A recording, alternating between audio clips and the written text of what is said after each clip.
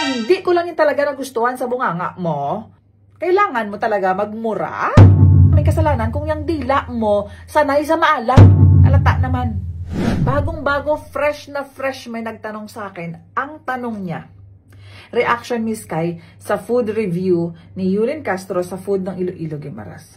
Actually, Iloilo lang talaga to eh. Kinalakihan ko tong coffee break eh. Tatanong nyo ako as an Ilongga and a social media influencer.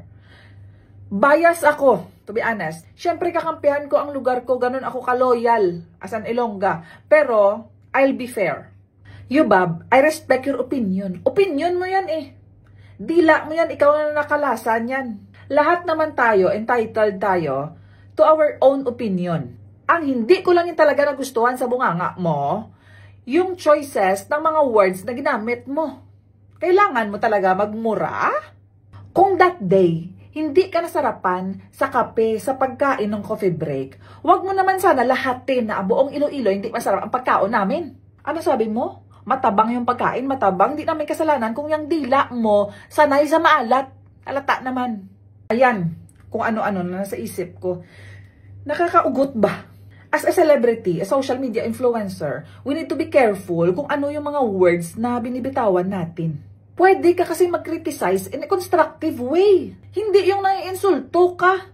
Choose your words properly. Yes, sasabihin mo yung Bob na naging honest ka lang. Fine, nauunawaan ko yun. Pero yung murahin mo, yung pagkain namin, unacceptable yun. Alam mo, bago ka nag-rant sa social media at nag-post kayo, that time, that day na nandun ka sa may coffee break, you know, the responsible thing na ginawa mo sana, ay nag-complain ka na that time doon sa may coffee break na medyo hindi ko nagustuhan yung pagkain nyo, medyo matabang, di ba mahingi ng salt, yung coffee nyo, kung ano ba yung nakulang ba para ma-adjust nila.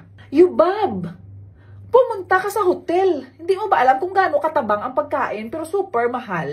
Kaya nga meron mga condiments, di ba, sa side table para ikaw na mag-adjust kung ano gusto mong ilagay dyan. Kasi hindi lahat ng panlasa ng tao kagaya ng panlasa mo.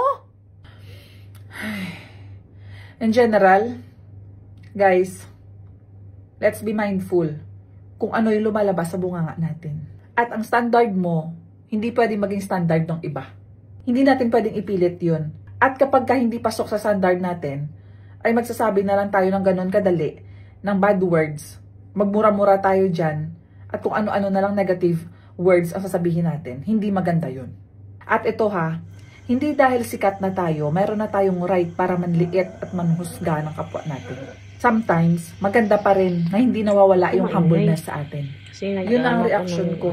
Sa coffee break, na-miss ko na yung better than na cake.